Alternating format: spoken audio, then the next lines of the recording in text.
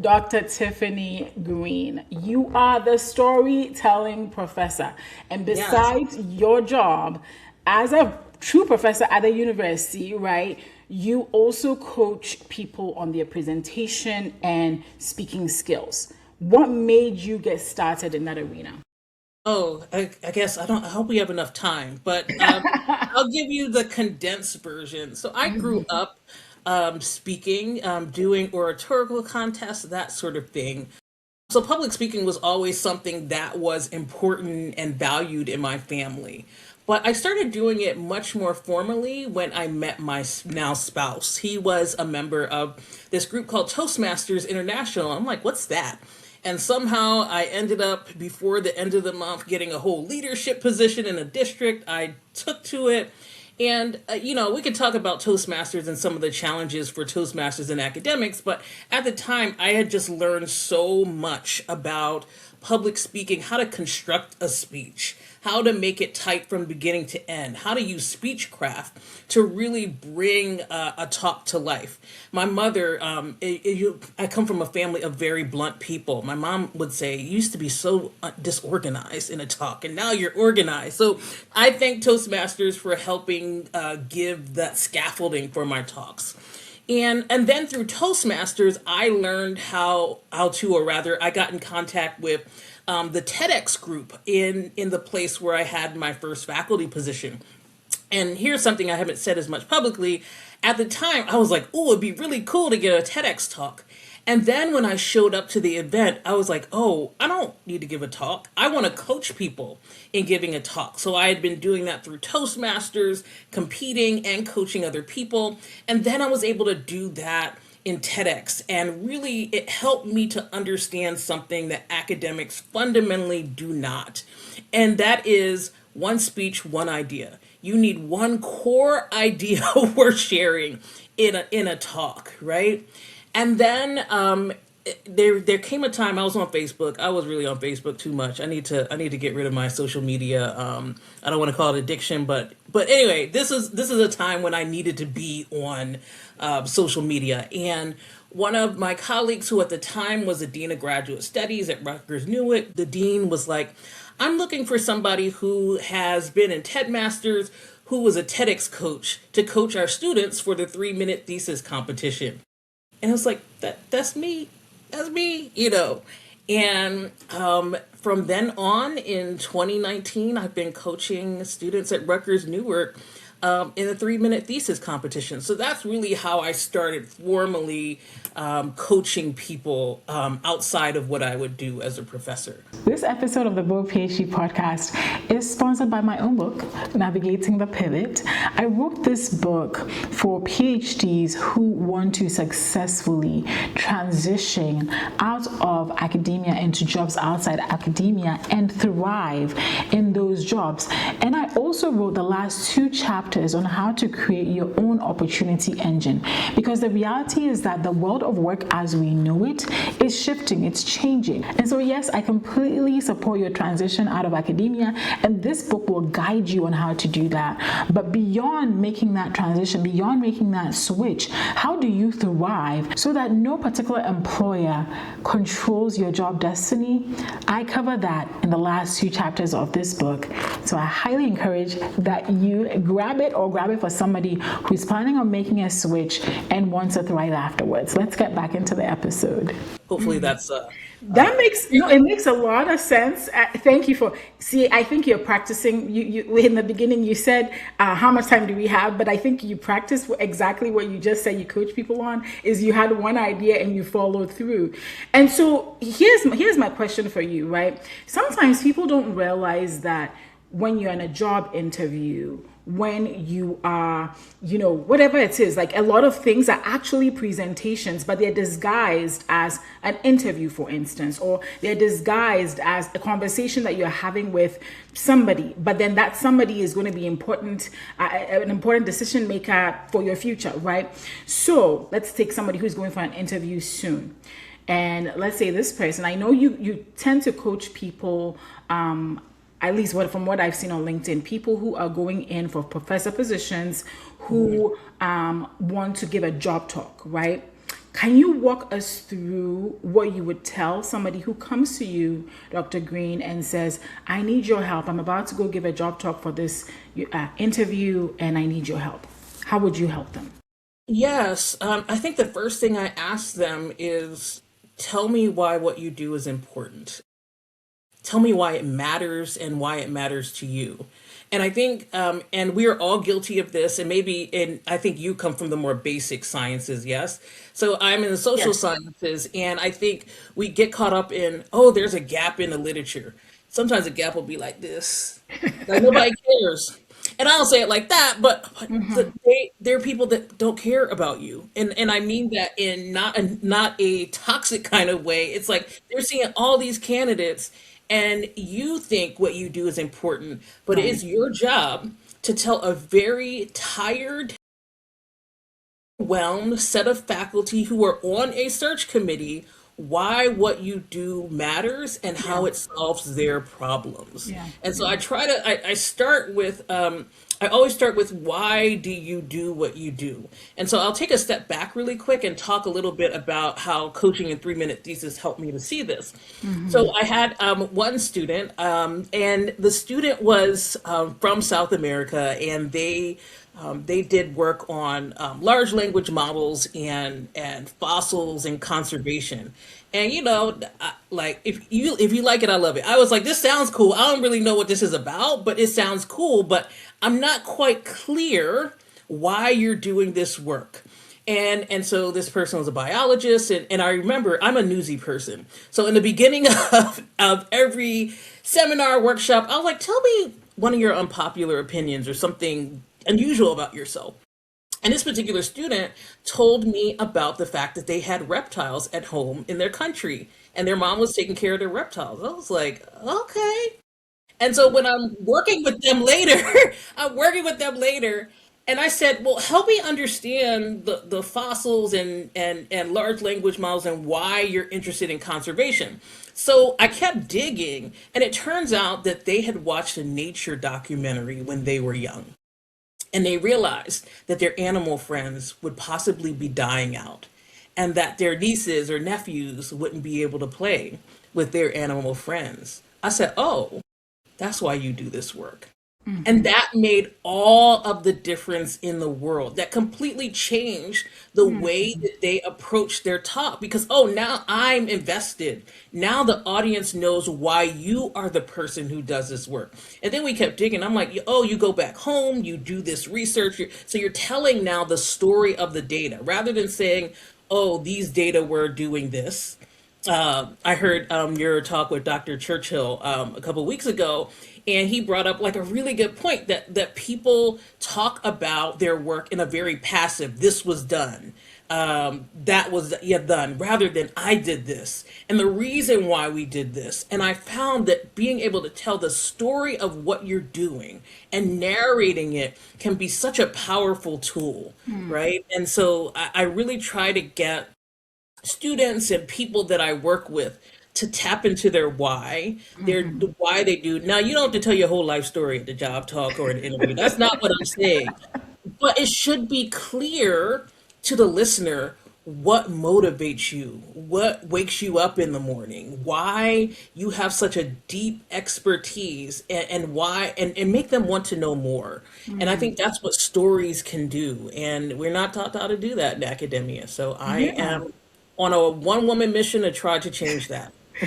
Thank you so much for sharing that. When you were speaking, one of the thoughts that came to me was I think that we get talked out of talking about the why because it sounds non-empirical, right? It sounds like, oh, there's no data that backs this emotional story of, and you know, and I was even kind of drawn in when you talked about the person watching the documentary and realizing, oh, you know, their pets or the animals could die off, and that's why they care about conservation. And that's a very moving story. But in an academic setting, that can be seen as too soft, or maybe, like I said, like non-empirical. There's no data, which is why sometimes even for me, like when I'm giving talks, I lead with my story of job loss and then struggling, and then I give people their stuff, right? I think, but a lot of us get kind of told out of that because I don't know what the reason is. Why do you think that is?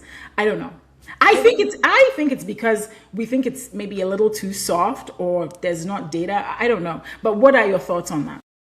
Yeah, I think there's a couple of reasons. One is that we academics, we're trained to be very precise, and we associate storytelling with being fast and loose with the facts. Another reason is, and I won't get into, this is a family podcast, the same podcast.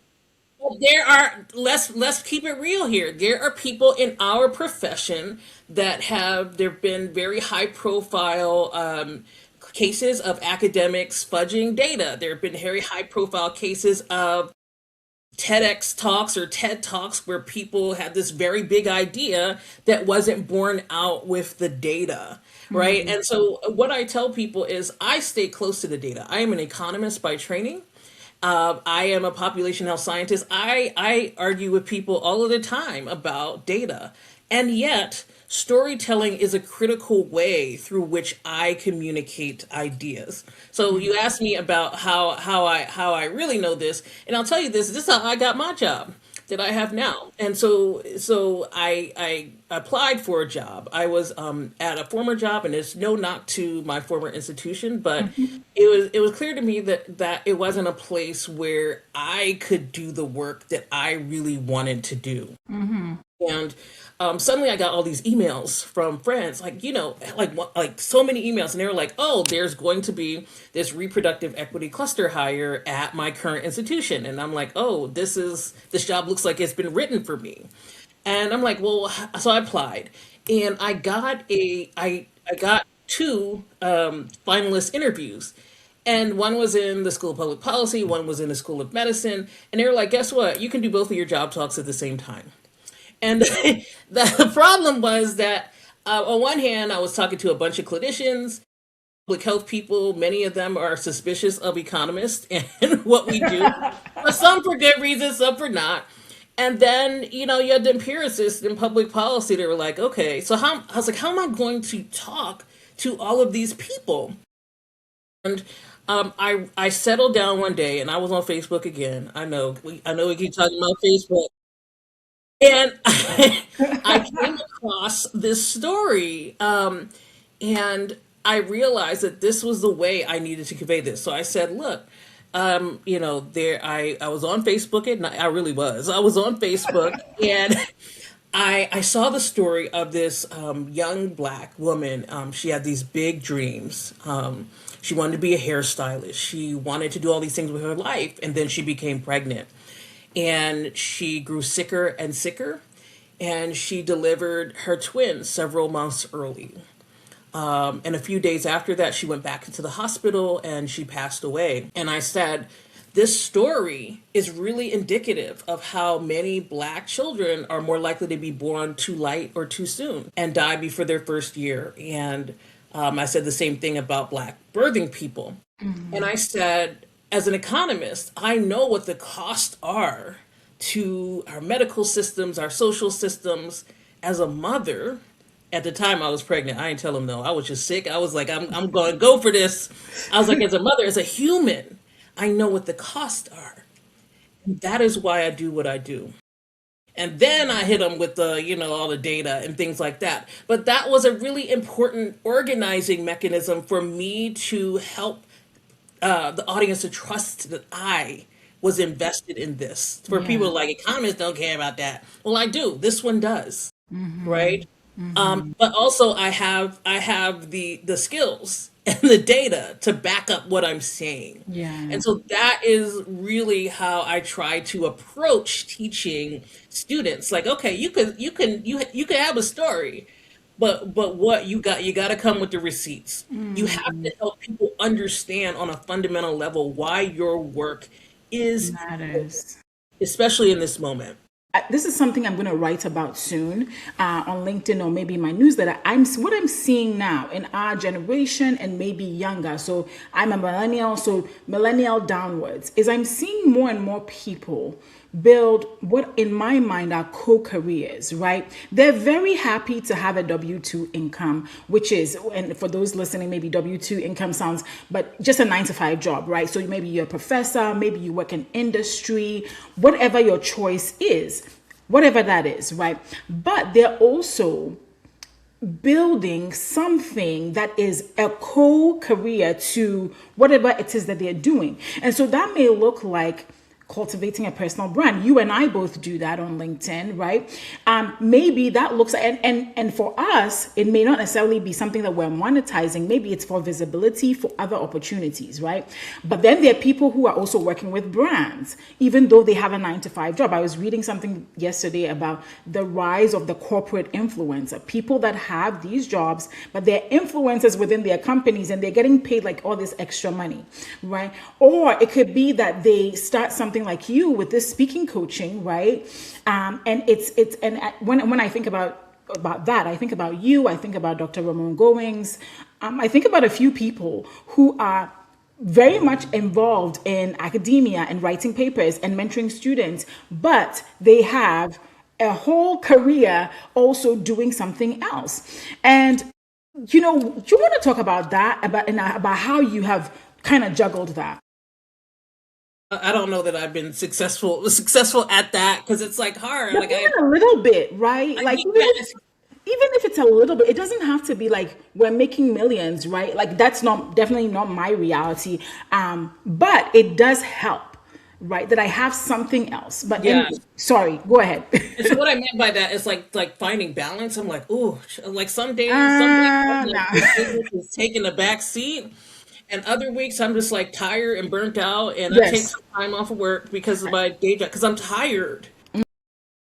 And so I think for me though, it was about seeing a problem and needing to address it. I actually played around with sort of this co-career that you're thinking about. I first thought I wanted to be a consultant, and I took and this is there's a organization called the Public Health Club, and it's great. They have lots of consulting things. I took a consulting class. I actually took a class from someone else about how to build a course, and I realized after all that, I was like, I don't want to do this. I have a whole team of very competent and very talented people at my institution. Every time I need to submit a grant, I was like, you mean I got to do this on my own? So no, that's what like. I'm not doing this. So that was great. That was money well spent because, and that's the thing. Like sometimes you will kind of float around trying to figure out what you do, what you don't want to do. And I think that actually was a good move because right now with Gen AI, people are just typing stuff into Chat GPT, right? And will it be correct all the time? No. But people are still like using that to ask for answer questions. So I think trying to build a course on its own right now can be a little bit challenging, right? Especially if Right. you don't have a built-in audience.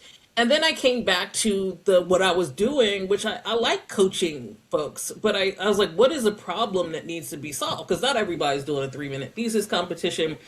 And I was like, oh, it's these job talks. And I saw and I was really, really good at that.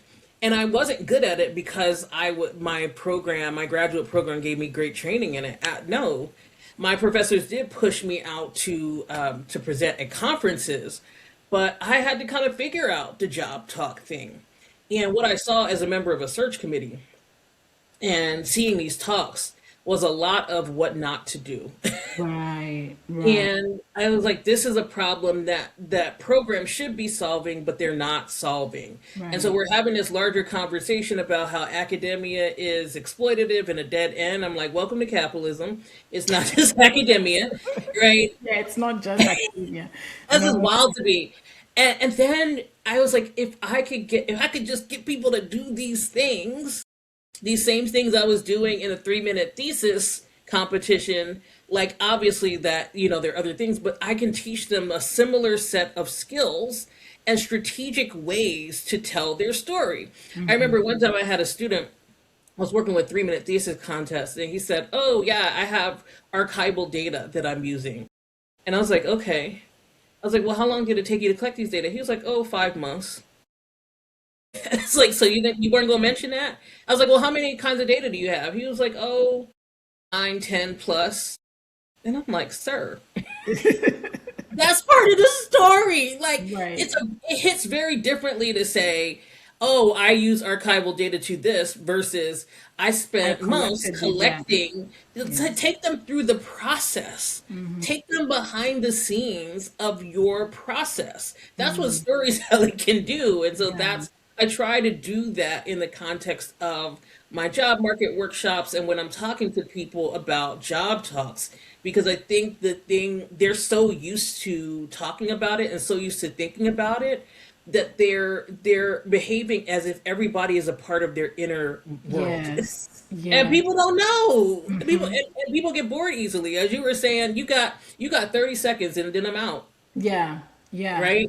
And So how do and you get you bring them? up such a good point too, right? Like we're so close to the data that we don't realize that there are people who are not as intimate with the data as you are, right? So what does it mean? Which brings me to that point, right? Like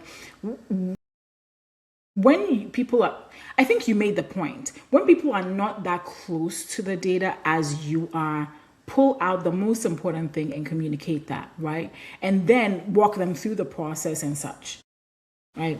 Is that Yeah. correct? Yeah, I do that. And sometimes, when I'm trying to stress test things, as I said, I have a very straightforward family. So I was working on it. It was a very separate for an organization I'm in. I wrote a small grant, and I was Yeah. like, "Let me see how this hits." And I said, "Well, mommy, I'm doing X, Y, and Z." And she said, "Oh." And she says that. That's when I know I'm onto something. And she says, oh, "Okay." Then I know that no, right? But she was interested in it, and funny enough, I got that grant, right? Because I'm stressed. I'm always stress testing my ideas, and I have two stress testers here in my house. They're either my biggest supporters or biggest haters, as Critics. I like to say.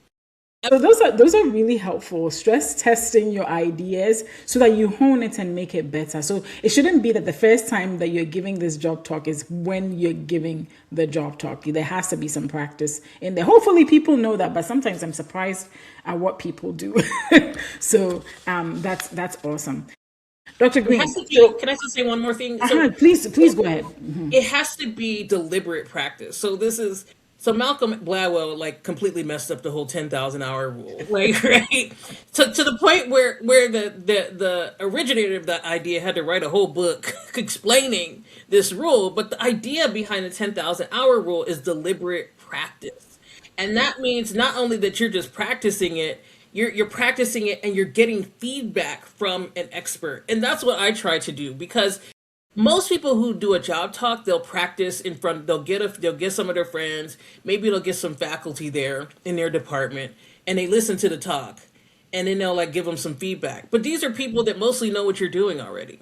Like they're not going to give you the feedback that you need. And so when I was doing my job talk for the talk that I had now, I went around to multiple places. I went around to my friend's lab. She's a social psychologist, so i.e., not an economist, not people that do public health. And I practiced in front of a friend who knows my work really well. And they helped me to refine it in a different way. And then I went to Toastmasters Club. And I remember I was tired. As I said, I had morning sickness is a lie. It was morning, noon, and night sickness. And this person like made me so mad. They were like, well, you're using a lot of jargon. You're using a lot of, I was like, but this is an academic talk. And they were like, where's your personality? And I want to say my personality left the building when I became pregnant. I'm tired.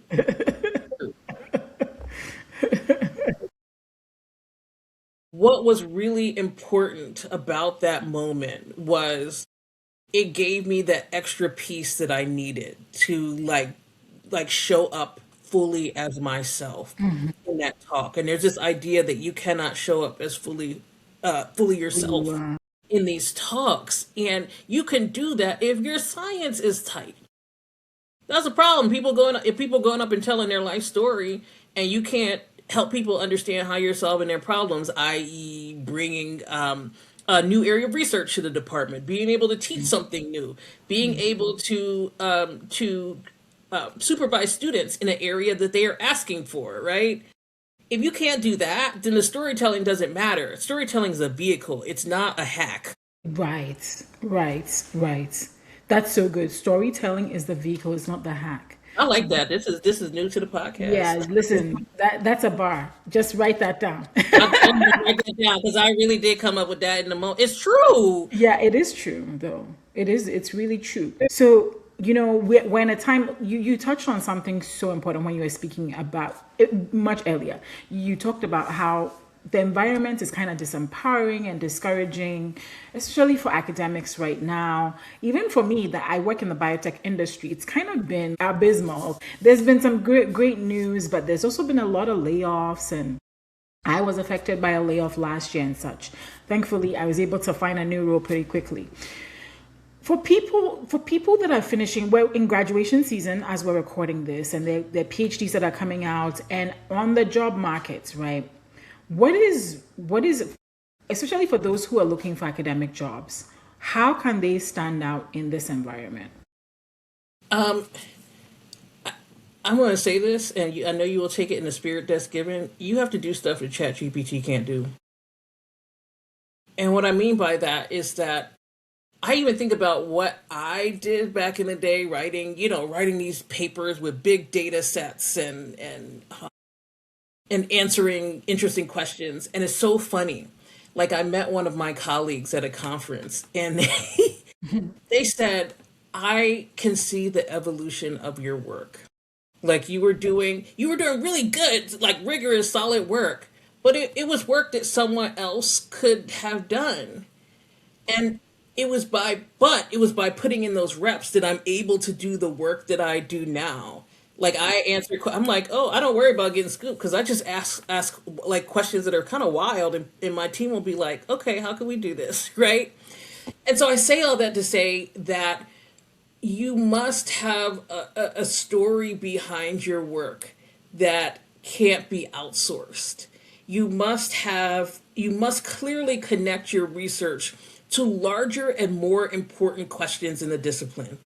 I don't know, I might get canceled after this, but public health in particular. I work a lot in these public health spaces. And public health sometimes has a reputation for publishing what we call least publishable unit papers.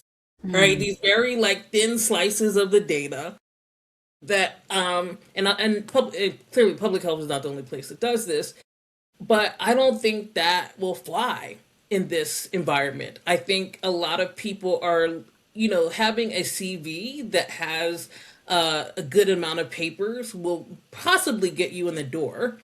But then people want to know, well, what was your contribution to those papers? What is your thinking?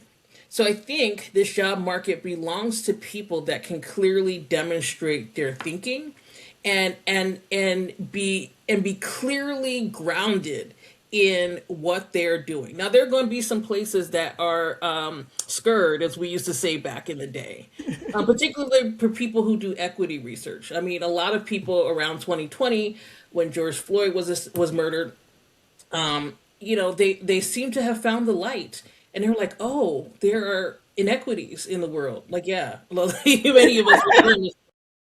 So And a lot of yeah, corporations were investing. We saw the yeah. NIH start to issue RFPs for structural racism grants, all those sorts of things. And then we've had an enormous backlash. And a lot of faculty are turning away. They're telling their trainees to turn away. And it's because they were not committed to this work in the first place. But even those that are well intentioned, they're not grounded in the science. They're not, right? And so if you cannot connect this work to larger questions in your discipline or disciplines, then you're going to have a really tough time. In contrast, if you can think about how am I answering these larger kinds of questions versus something more surface level, then that's when you are winning. And you have to be, and I think having a portfolio that is both that is just like a stock portfolio, you have some investments that are safe, and then you have some high risk, high reward things. I can do more of that now that I'm tenured, right? But also, I did some of those things before. I was laying those foundations into Foundations. place. So I think too long don't read. I think having real clarity on what your contributions are to the discipline and maybe to society at large.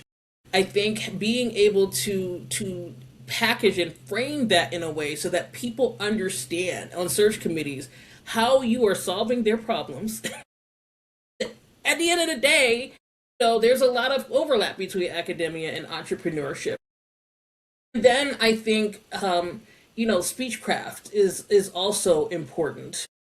Speechcraft, particularly, I think what gets people tripped up is not being able to answer questions on the fly. So, like I'm doing now, Dr. G did not send me I these did not questions in prepare advance, you. and it didn't bother me. I was like, okay. And I realized everybody can't necessarily do that. So that's what I also try to teach in my workshops, because either people deflect, and that is a bad look. You do not want to deflect when people are answering questions in workshops. And so I teach people how to be very proactive about this. And so economists, we can be problematic in a lot of ways, but I think one thing we do really well is try to be proactive in seminars. And I always tell people, go to an econ seminar so that you are prepared to get potentially roasted in a job talk, because that doesn't bother us. Like, people are soft in these talks. Like, I was like, what are you doing, right? Like, I teach people to like really Roasted. proactively build people's potential questions into your talk, because people like to feel smart, academics especially.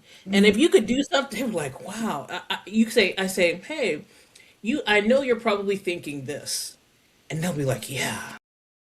And then you'll say, yeah, and here's what I did about it. But that's also part of the story. That's also part of I think and this is, I think, a really bad development in science. Like, is this feasible? Is this going to work? Probably not. Science should not be and I think from your work, you expect most of your experiments to work out, but somehow in the No. social sciences, we expect like everything to be perfectly feasible. Yeah. And so I'm not arguing with reviewers. Reviewers like, well, I don't know if it's gonna work. Well, if you want to push the boundaries, some, Yeah. you know. And I think that the best ideas and the breakthrough ideas are the ones usually that are kind of laughed out of the room at the beginning. I mean, everybody has different working environments, I feel.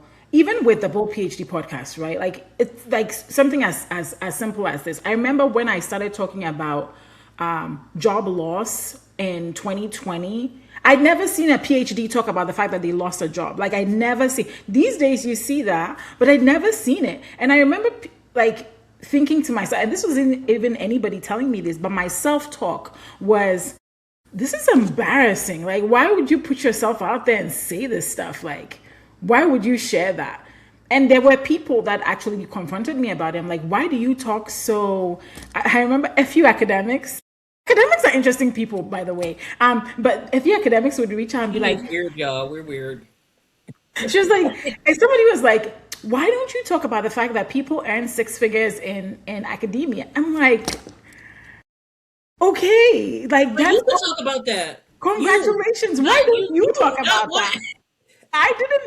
That was not my experience. So I can't talk about that. I can only talk about the fact that funding ended, a whole lab was laid off, and I struggled to find a job for 18 months. That's the only thing I can talk about. And I'd never seen any PhD actually talk about the fact that job loss is real. Funding ending in academia is real. People being let go because funding ended is real. And nobody talks about this. Like, we all try to just be like whatever. But I find that, going back to your point about, feasible and non-feasible ideas, the ideas that break through are always the ones that sound crazy at the onset. And I think, bravery maybe is the word here, is sometimes taking it on. And maybe when you're tenured, you have more, you have more ability and flexibility to do that, but not to be afraid. Well, hopefully we can empower you not to be afraid to take on some of the crazy ideas. Yeah, I think that's so true. I think when I look back at earlier parts of my career, I wish I had taken even more risks because, they're sort of like, as I say, a mixed portfolio. Like there was a point where I was just like butting my head up against the wall, trying to get grants and trying to speak the language of the NIH. And, I had friends and I had a coach, and coaching has been so important to me. That's what I hope that some of these early career people get out of this. And he was like, look, and, I've had women coaches as well, but this particular one said, I remember Rich Furman is a coach that I worked with, and he said, Tiffany, you can kill yourself trying to write more and more grants, more and more grants, more and more grants, or you can do the thing that you are amazing at and write papers. And it was that allowed me to be mobile. So I think what I would tell people is like you're not trying to succeed at the place where you are. You're trying to succeed in the career that you actually want, right? And that means doing the work. And so some people got a little mad at me when I said on social media, this, They get mad at us, don't they? I'm like, why are you so mad? you could do what you want. I was like, yeah, I realize I'm a public scholar and all those things, but just because you can't have Twitter is not going to get you tenure. Twitter is not the thing that gets me invited places to give talks. The first journalist that really set off my, I want to say, public scholarship career when COVID hit, is they had read some of my work mentioned by another prominent black scholar in the space. And they went back to my Google profile, started reading through my peer reviewed work.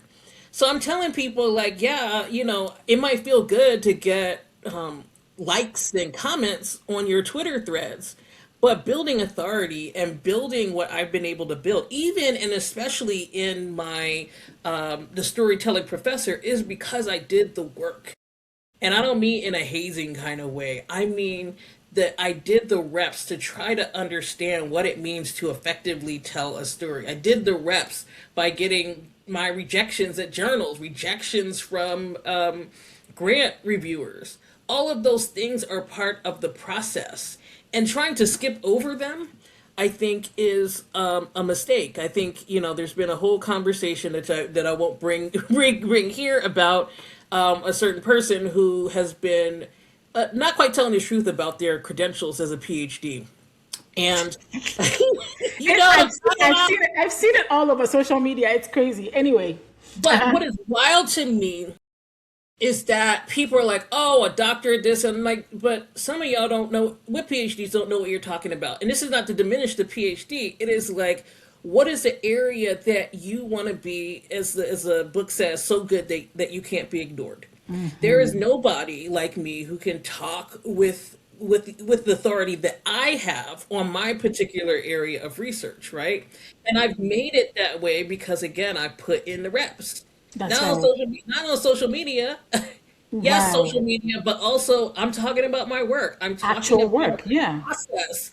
So I think, when I talk to young people, man, I feel old now. Like I beg them, I beg you to not succumb to the lure of wanting to talk about every and everything because you're a public scholar. Like, what is the work that you want to be known for? Right. And build from that, Right. right? And Right. so I think until social media as more of a testing ground and stress testing ideas Yes. versus being my primary platform for dissemination. It's not the work. It's not where I do the work. It's where I talk about the work.